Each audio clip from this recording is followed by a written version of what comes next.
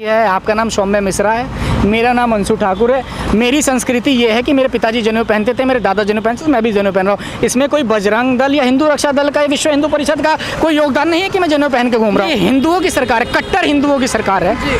और हिंदुओं की सरकार में मुझे भोलेनाथ का दर्शन करने के लिए 500 रुपये देना पड़ेगा। वो मिस्र में जाके 1000 साल पुरानी मस्जिद की बात करते हैं, लेकिन यही जब बिहार में दंगा होता है तो पता नहीं कई सौ साल पुरानी मस्जिद को जला दिया जाता है, जब प्रधानमंत्री जी एक आवाज़ नहीं उठाते।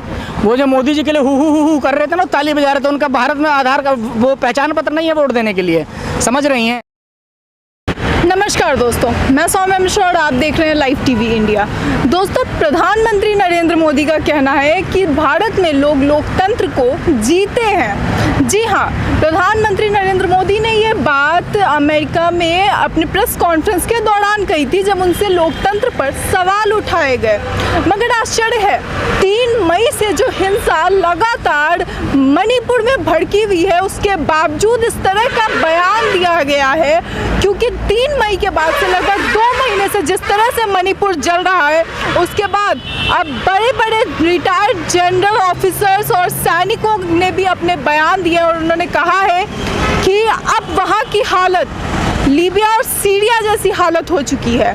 जी हाँ, पूर्व जनरल वेद मलिक ने यह बात कही है, वहीं निशिकांत जो जनरल है उन्होंने भी ये बात कही है कि हालात ये है कि मणिपुर में कोई भी कभी भी किसी को भी मार सकता है, किसी की भी मौत हो सकती है, किसी का भी घर बार जा सकता है। ये हालात है और अब इसी पर हम चर्चा करेंगे अंशु से, और अंशु जी हमें बताएंगे कि आखिर उनकी इस पर क्या राय है। सर, आप क्या कहेंगे कि जिस तरीके से मणिपुर लगातार जल रहा है, वहीं दूसरी तरफ मोदी जी का कहना है कि लोकतंत्र लोग जीते हैं भारत में। मोदी जी भारत के बाहर जाके कहने का काम कर रहे हैं। मोदी जी को शर्म आनी चाहिए। हमें शर्म आती है कि हमारे देश के प्रधानमंत्री वो प्रधानमंत्री हैं जो लगभग मणिपुर, जो भारत का एक राज्य है, वो जल रहा है लगभग 50 दिनों से, लेकिन जो हमारे देश के प्रधानमंत्री हैं वो एक शब्द बोलने का काम नहीं कर रहे हैं। अगर प्रधानमंत्री साहब में इतनी नैतिकता है तो क्या वो देश के बीच में खड़े होकर ये बात कह सकते हैं, देश के आम लोगों के बीच में, या मणिपुर में जाके कि देश में भारत के लोग लोकतंत्र को जीने का काम करते हैं। मैं आपसे बताऊं, जब से भारतीय जनता पार्टी की सरकार आई है, जब से नरेंद्र मोदी जी प्रधानमंत्री बने हैं, देश में सिर्फ लूट तंत्र और झूठ तंत्र चल रहा है, और झूठ तंत्र सबसे ज़्यादा ये मोदी जी फैलाने का काम करें। आप ये बताइए कि सिर्फ मणिपुर नहीं जल रहा, मणिपुर के लोगों के वहाँ के सपने जलने का काम हो रहे। जो विभिन्न समुदाय, नागा समुदाय, कुकी समुदाय और मैतेई समुदाय के जो लोग रहते थे, आज उनका सपना जलने का काम कर रहा है मणिपुर में। आप ये बताइए, देश का एक हिस्सा जल रहा है, और कैसे देश का जो गार्जियन है, जो हमारा मुखिया है, वो जाके विदेश में बड़े बड़े राग अलापने का काम कर रहा है। क्या उन्हें शर्म नहीं आती? क्या उनके अंदर नैतिकता नहीं है? क्या उनके अंदर मानवता या संवेदना नहीं है? आप ये देखिए कि प्रधानमंत्री जो साहब हैं हमारे, उन्हें देश की जनता प्रचार मंत्री भी कहने का काम करती है। आप ये बताइए कि लगभग 50 दिन हो गए मणिपुर जलते हुए, प्रधानमंत्री साहब ने एक ट्वीट भी करने का काम किया है मणिपुर के लिए? मणिपुर शब्द बोलने का भी काम किया उन्होंने? नहीं, क्योंकि उन्हें पता है कि इसी से उनकी राज चलती है। देश के लोगों को समझना पड़ेगा कि 1949 से जब मणिपुर भारत में शामिल हुआ, तब से लेके भाजपा आने के पहले तक आज तक मणिपुर में कोई दंगा नहीं हुआ, किसी समुदाय के बीच में कोई हिंसक हमला नहीं हुआ।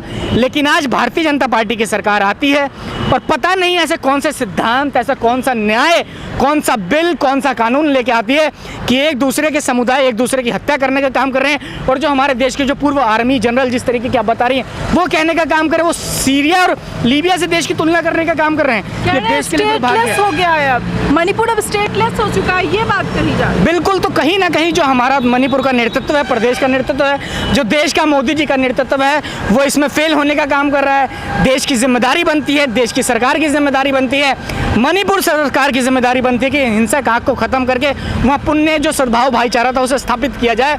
लेकिन देश वो करना नहीं चाहता।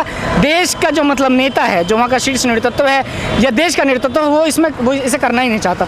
वो लगातार प्रधानमंत्री जी इससे बचने का काम करने का। आप मोदी जी के हिम्मत की बात कर रहे हैं, वो तो विदेश में जाकर सीना ठोक कर कह रहे हैं कि हमारे यहाँ लोग लोकतंत्र जीते, हमारे पूर्वजों से चला रहा है। कहाँ सीना ठोक के कह रहे हैं? मोदी जी के सामने विदेश में एक पत्रकार ने कहने का काम किया कि आपके सरकार पे अल्पसंख्यकों का दमन होने का काम कर रहा है। जी, मोदी जी से सवाल पूछने का काम किया, तो किस तरीके से वो सीना ठोकने का काम कर रहे हैं? और ये सच्चाई नरेंद्र मोदी जी की सरकार तब से जब से भारत में आई है 2014 के बाद से देश में एक हिंदू और मुस्लिम का अलग माहौल देखने को मिल रहा है। धार्मिक उन्माद पैदा हो रहे हैं, हिंदू और मुस्लिम एक दूसरे के दुश्मन होते जा रहे हैं, जो अनपढ़ और मूर्ख हैं, जो कट्टरता की बात कर रहे हैं। तो अब किस तरीके से देश को आप मतलब कह रहे हैं कि हम लोकतंत्र को जीने का काम करते हैं, जबकि देश के लोगों को समझना पड़ेगा और प्रधानमंत्री साहब को भी समझना पड़ेगा, भारतीय जनता पार्टी के तमाम नेताओं और कार्यकर्ताओं को समझना पड़ेगा कि जो देश का जो लोग है, जो देश है वो नागरिक से चलता है, और वो नागरिक जो है वो हिंदू, मुस्लिम, सिख, ईसाई, ये चारों ऐसे नागरिक हैं जो देश को चलाने का काम करते हैं। आपको लगता है? तो कहते हैं कि भाई भाई की तरह लोग रहते हैं, सभी धर्म के लोग देश में।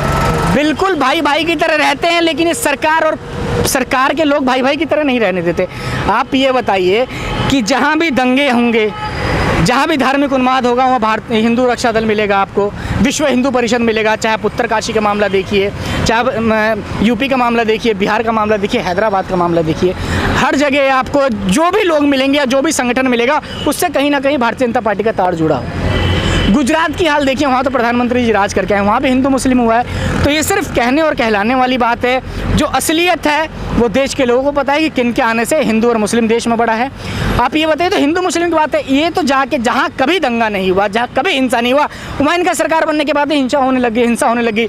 एक समुदाय दूसरे समुदाय का जान का प्यासा बन जाता है। मगर गृह मंत्री तो उसे कंट्रोल करने की कोशिश कर रहे हैं ना, लगातार उनका दौड़ा हो रहा है। उन्होंने इसे लेकर मीटिंग भी बुलाई थी और उस पर बातचीत हुई कि किस तरह से इसे काबू में किया जाए। काबू में हो नहीं रहा। काबू में क्यों नहीं हो रहा?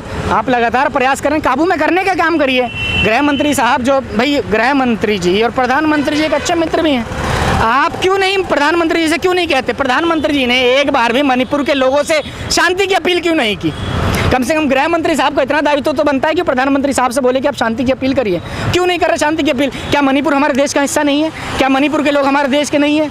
क्या मणिपुर का भविष्य भारत का भविष्य नहीं है? प्रधानमंत्री तो एयरपोर्ट पे पहुंचते ही उतरते ही उन्होंने सबसे पहला सवाल किया था कि देश में चीज़ें किस तरह से चल रही हैं, देश के क्या हाल चाल है। उन्होंने सबसे पहला सवाल यही किया था। अच्छा, आप बताइए देश के क्या हाल चाल है? देश में जो भुखमरी है वो चरम सीमा पर है, अपराध एकदम बढ़ता जा रहा है, अर्थव्यवस्था एकदम लाचार हो चुकी है, रोजगार एकदम खत्म हो गया है। तो किस तरीके के देश के हालात है? सबको पता है देश के हालात कैसे हैं। देश के हालात ऐसे हैं, आप नेहरू को ख़त्म करके आप सावरकर को चालू करने का काम करेंगे। आप कहेंगे कि नेहरू को सिलेबस से हटा दिया जाए, सावरकर को सिलेबस में जोड़ दिया जाए।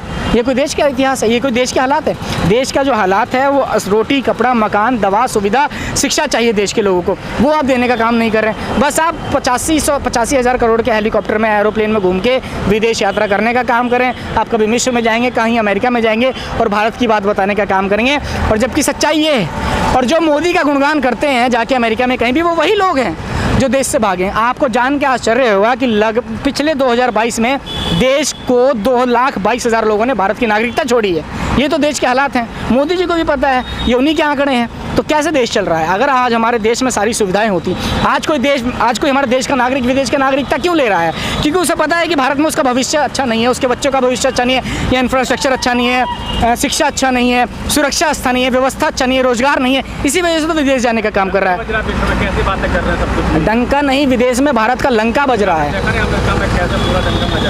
वो जो डंका बजाने वाले लोग हैं वही हैं जो यहाँ से भाग भाग के गए हैं विदेश में, ये वही लोग हैं। तो जो बाइडेन ने उनसे सिग्नेचर, उनसे उनका ऑटोग्राफ मांगा है, आप कैसी बात कर? पता नहीं जॉन बाइडेन क्या क्या मांगेंगे और ये क्या क्या देने का काम करेंगे। टेली प्रोमोटर प्रधानमंत्री है हमारे देश के, समझ रही हैं आप? बिना दे के, बिना पढ़े कुछ बोल नहीं पाते। जो बोलते हैं वो गलत बोल के आ जाते हैं विदेश में। बड़ा आजकल वायरल, तालियां भी तो इतनी बजती हैं। तो तालियां तो भारत में भी आके बोलते हैं। अब ताली बजाने की अब बात करेंगे, अब यहाँ कोई मदारी वाला आ जाए, बंदर का खेल दिखाने लग जाए तो सबसे ज़्यादा तालियां उसी पे बजेगी।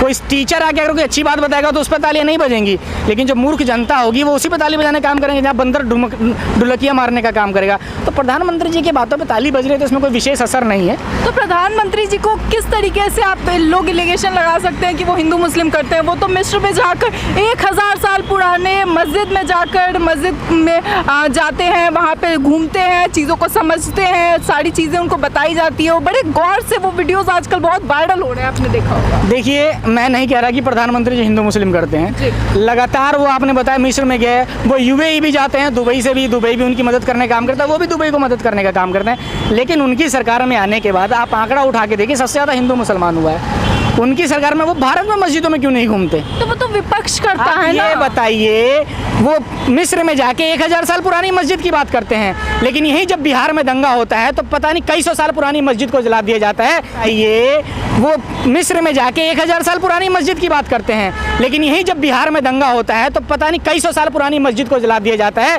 जब प्रधानमंत्री जी एक आवाज़ नहीं उठाते। अरे भारत की भी तो मस्जिदों में घूमने का काम करिए, आप विदेश की मस्जिदों में क्यों घूमने का काम कर रहे हैं? भारत में तो बहुत सारी चीजें इलीगल भी है ना। अभी आप देखिए, इलीगल चर्च को हटाया गया है कुछ दिन पहले। भाई चलिए मान लीजिए लीगल चर्च मंदिर है, हमारा काशी विश्वनाथ बड़े चर्चे का विषय है। मैं आपके चैनल आपने पूछा नहीं, आप ये बताएं कि ये हिंदुओं की सरकार है, कट्टर हिंदुओं की सरकार है, और हिंदुओं की सरकार में मुझे भोलेनाथ का दर्शन करने के लिए 500 रुपये देना पड़ेगा, 750 रुपये देना पड़ेगा। जो हवन कराने का चार्ज पहले 1000 रुपये था, 2000 देना पड़ेगा।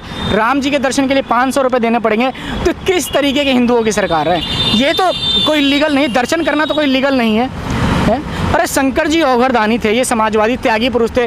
जो शंकर जी के ऊपर कौन सा फल चढ़ता है? शंकर जी के ऊपर कौन सा प्रसाद चढ़ता है? भांग धतूरा चढ़ जाएगा, बेलपत्र चढ़ जाएगा, 1 रुपये नहीं लगता। आप जाएंगे जंगल में भटकेंगे, आपको ऐसी पेड़ मिल जाएगा, लेकिन आप वहाँ दर्शन करने जाएंगे तो आपको 1000 2,000 रुपये खर्च करना पड़ेगा। तो कौन से लोगों की हेल्प होती है ना, देश के प्रगति में उसे इस्तेमाल किया जाता है। इससे पहले इनकी सरकार से पहले देश का ग्रोथ भी अच्छा था, देश की महंगाई काबू में थी, लोगों के पास कमाई थी। मगर विदेश में डंका नहीं बजता था। विदेश में डंका भी बजता था। विदेश में इस तरीके से प्रधानमंत्री प्रचार मंत्री नहीं बने थे। भारत का सौभाग्य कह लीजिए, दुर्भाग्य कह लीजिए, पहली बार ऐसा कोई प्रधानमंत्री मिला है जो प्रधानमंत्री और प्रचार मंत्री दोनों का काम करने का काम कर रहा है। मगर पहली बार ऐसा प्रधानमंत्री भी मिला है जिसका बिल्कुल 70 साल में पहली बार ऐसा प्रधानमंत्री मिला है जो विदेश में जाके पता नहीं क्या क्या बोलने का काम कर रहा है, जिसके राज्य में सबसे ज़्यादा लोग नागरिकता छोड़ने का काम कर रहे हैं, जिसके राज्य में सबसे ज़्यादा भ्रष्टाचार है, जिसके राज्य में सबसे ज़्यादा बलात्कार है, जिसके राज्य में हर समुदाय, हर जाति, हर धर्म, हर वर्ग, चाहे नर हो नारी हो, छात्र हो, सड़कों पर जाके संघर्ष करने का काम करें, लाठियाँ खाने का काम करें, न्याय मांगने का काम करें, वो प्रधानमंत्री नरेंद्र मोदी जी के ही राज में मुमकिन हुआ है। अभी एक वीडियो बहुत ज़्यादा चर्चा का विषय बना हुआ है, जहाँ पर एक इलीगल जो चर्च बन रहा था उसे रोक दिया गया जा करके, और उसकी जो चीज़ें बन रही थी उन सभी को तोड़फोड़ की गई, और इस तरह की चीज़ें लगातार सामने आई। उसमें पुलिस भी थी वहाँ पे, प्रशासन भी, और कुछ बजरंग दल और वीएचपी के लोग भी थे। तो ये वीडियो वीएचपी द्वारा डाला गया है फेसबुक पे, ऐसा कहा जा रहा है, उसे लेकर आप क्या कहेंगे? देखिए, कुछ भी इलीगल बने, क्या चर्च बने, मस्जिद बने, मंदिर बने, गुरुद्वारा बने, उसे सरकार द्वारा हटाया जाना चाहिए, मैं उससे सहमत हूँ। लेकिन इसमें जो हिंदू रक्षा दल, बजरंग दल, विश्व हिंदू परिषद या कोई और भी संगठन के दलों का कोई अधिकार नहीं बनता। आप ये बताइए, कई बार ऐसे वीडियोस देखने को मिली हैं जहाँ दंगे होते हैं या यूनिवर्सिटी की लड़ाई, मतलब मैंने देखा है दिल्ली यूनिवर्सिटी में भी जब जेएनयू में भी हमला हुआ था, तो ये जो बजरंग दल, विश्व हिंदू परिषद, हिंदू रक्षा दल वाले, ये पुलिस का हेलमेट पहन के पुलिस वालों की तरह लाठी मारने का काम करते हैं। इनको किसने रक्षा दल बना दिया? मगर गलत को रोक रहे थे वो। गलत को रोकने का राइट हमारे पास पुलिस है, हमारे पास आर्मी है, हमारे पास हमारा कोर्ट है, हमारा न्याय प्रक्रिया है, हमारी सरकारी संस्था है, वो करने का काम करेगी। आप कौन है? ये विश्व हिंदू परिषद वाले या कोई पार्टी वाले कैसे रोकने का काम कर सकते हैं गलत को? ये भाजपा द्वारा पाले हुए वो लोग हैं जो देश की समरसता, सद्भाव, भाईचारा, न्याय, बंधुता को खराब करने वाले लोग हैं। ये सरकार द्वारा ही पाले हुए लोग हैं, मगर आप जिनको इतनी ताकत मिली है। आप ये हम जाके में खड़ा हो जाए, तुरंत पुलिस डंडा मार के भगाने का काम करेगी आपको। आपको नहीं लगता कि इन लोगों की वजह से हिंदू काफ़ी ज़्यादा स्ट्रॉन्ग बने हैं, उनमें काफ़ी ज़्यादा अब एकता आ रही है? ये जितने भी लोग हैं इनकी वजह से हिंदू ये खुद स्ट्रॉन्ग बन रहे हैं। अभी मुझसे किसी ने बताया कि ये हिंदू रक्षा दल वाले जो ये लोग हैं, ये अपनी रक्षा करने के लिए ऐसे दल बनाने का काम करते हैं। इनकी वजह से देश में सद्भाव, भाईचारा खराब हुआ है। आप ये बताइए कि जो शिक्षित व्यक्ति होगा या जो नौकरी करने वाला व्यक्ति होगा, उसके पास कहाँ समय हो जाके कोई अल्लाहू अकबर चिल्लाएगा, जय श्री राम चिल्लाने का काम करेगा? वो तो अपना कमाने खाने में व्यस्त होगा। जो लोग बेरोजगार हैं, अनपढ़ हैं, जाहिल हैं, ज़्यादातर ऐसे लोग हैं, वही जाके धर्म के नाम पे, चाहे वो हिंदू हो मुसलमान हो, वो आग लगाने का काम करते हैं। मगर वो तो संस्कृति को, हमारे संस्कार जो है उन्हें वापस लाने का काम करते हैं। संस्कृति हमने लगातार बरकरार रखने का काम किया है। आपका नाम सौम्य मिश्रा है, मेरा नाम अंशु ठाकुर है।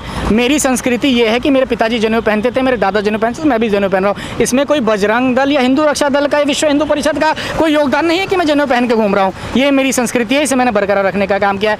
अगर मैं नहीं पहनना चाहूँ तो कोई मेरे ऊपर लाठी मार के भी चाहेगा तो मुझे नहीं पहना सकता। इन लोगों ने संस्कृति के नाम पे हमारे संस्कृति को बर्बाद करने का काम किया है, बदनाम करने का काम किया है। ऐसे लोग सनातन के नाम पे गाली हैं। क्या लगता है अभी जो डंका बजा है विदेश में भारत का या पीएम मोदी का, उसका 2024 पे कितना असर पड़ सकता है? वो तो मोदी जी को पता है। जो विपक्ष के 15 दल जो बिहार में गठबंधन करके आए हैं, जो बिहार में बैठक जिन्होंने करी है, गठबंधन भी होगा। उससे पता चल गया है कि मोदी जी का जो विदेश में डंका बजा है, विदेश में लंका बजा है, तो 2024 में क्या होने वाला है। मोदी जी दिखेंगे नहीं 2024 के बाद, मैं आपको बता रहा हूँ। वो कहते हैं झोला उठा के चल पड़ूंगा, तो 2024 के बाद वही हालत हो जाएगी उनकी। जैसा कि आपने विपक्ष के गठबंधन की बात की है, तो उसमें भी तो देखने को मिल रहा है कि कहीं ना कहीं विपक्ष की जो एकजुटता हुई है उसमें भी हिंदू मुस्लिम की बात की जा सकती है, क्योंकि सभी पार्टी के लोग आए। असदुद्दीन ओवैसी तो नहीं आए थे उसमें। वो भारतीय जनता पार्टी भी है, वो कैसे आ जाएंगे? असदुद्दीन ओवैसी कोई मुसलमानों का मुखिया है क्या? सिर्फ मुसलमानों को लेकर वही चलने का काम करता है। आप कैसे नहीं कह सकते? मगर उन्होंने भी तो बहुत क्या उन्होंने सिर्फ वो बयान देने का काम किया है। आप ये देखिए कि अगर किसी और दल का नेता कोई हिंदू मुस्लिम के बारे में बयान देने का काम करता है, प्रधानमंत्री के बारे में बयान देने का काम करता है, उसके ऊपर तुरंत कार्रवाई होती है, मुकदमा होने का काम होता है। लेकिन देश में एक ऐसा ही मुसलमान नेता है और एक उसी दल का ऐसा नेता है जिसके कार्यकर्ता, जिसके नेता देश के प्रधानमंत्री के बारे में कुछ भी कह सकते हैं, उन्हें पूरी छूट है। वो भारतीय जनता पार्टी का भी है। उसे पता है कि किस तरीके से जो अल्पसंख्यक के वोटों को तोड़ना है, और जब तक वो तोड़ेंगे नहीं, जब तक भारतीय जनता पार्टी को फ़ायदा नहीं होगा। विपक्ष अगर वो सही होते तो जब बिहार में चुनाव हुआ, अगर वो भारतीय जनता पार्टी के खिलाफ होते तो उस टाइम वो तेजस्वी यादव के साथ जाते। वो क्यों नहीं गए 5 विधायक लेके? इन लोगों ने अल्पसंख्यकों को छलने का काम किया है। ऐसे लगातार कहते हैं हमसे समर्थन करिए। नहीं, उन्होंने कभी नहीं किया। उन्होंने कभी नहीं कहा। आप ये बताइए, नहीं, उन्होंने कभी आरजेडी के साथ समर्थन, अगर वो सही होते, वो सच में मुसलमानों के लिए शुभचिंतक होते, तो बिहार में जाके सरकार बनाने का काम करते, तेजस्वी से जाके मिलने का काम करते। उन्होंने अल्पसंख्यकों की आवाज़ तो हमेशा से उठाई है, मगर वो मुद्दा ढूंढने का काम करता है। अल्पसंख्यकों की आवाज़ सिर्फ वही नहीं उठा रहा है, अल्पसंख्यकों की आवाज़ पूरा देश उठाने का काम कर रहा है। लेकिन जो देश की मोदी मीडिया है, वो सिर्फ उसी आवाज़ को दिखाने का काम करते हैं, क्योंकि मोदी जी का उनके ऊपर हाथ है। सबको पता है कि ओवैसी साहब किसके आदमी है। देश के मुसलमानों को भी पता है, और देश के मुसलमानों को भी पता है कि हमें अपना वोट खराब नहीं करना।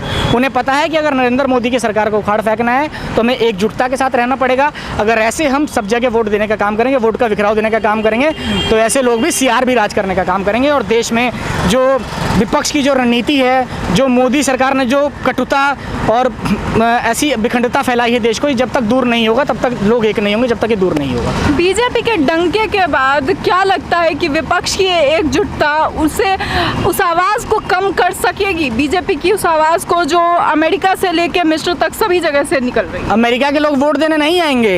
वो जो मोदी जी के लिए हु कर रहे थे ना, ताली बजा रहे थे, उनका भारत में आधार का वो पहचान पत्र नहीं है वोट देने के लिए, समझ रही हैं? और वो सब मोदी जी के लोग हैं।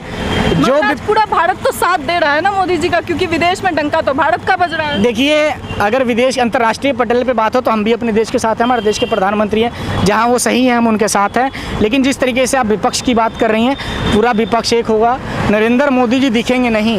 22,000 कुल वोट पाए थे लगभग वो, और 38 से 40,000 विपक्ष पाया था। इस सारा वोट एक हो गया है, तो नरेंद्र मोदी जी सोचिए कहाँ चले जाएंगे। अब गुजरात से पहले मिलेंगे नहीं आपको। हो सकता है झोला उठा के बाहर भी चले जाए, और वो कह भी चुके हैं मेरा क्या है, मैं तो झोला उठा के चला जाऊँगा। तो उस समय उनका आ गया है। कहते हैं ना, कभी कभी 24 घंटे में सरस्वती जी एक बार जवान पे बैठ जाती है, तो हो सकता है उस टाइम उनके जवान पे बैठी और उनका समय नज़दीक आ रहा हो। जी चलिए, आपका बहुत बहुत शुक्रिया। तो ये थे हमारे साथ अंशु ठाकुर जी, और हमने इनसे बातचीत की, उन्होंने अपनी राय रखी। और अब आपकी इस पर क्या राय है? अपनी राय को कमेंट बॉक्स में ज़रूर बताएं। और 2024 को लेकर आपको क्या लगता है, कौन सी पार्टी इस बार भारी पड़ेगी और किसकी सत्ता भारत में आएगी? इसे लेकर आपकी क्या राय है? अपनी राय, अपनी प्रतिक्रिया कमेंट बॉक्स में ज़रूर बताएं। इस वीडियो में इतना ही, तब तक के लिए नमस्कार।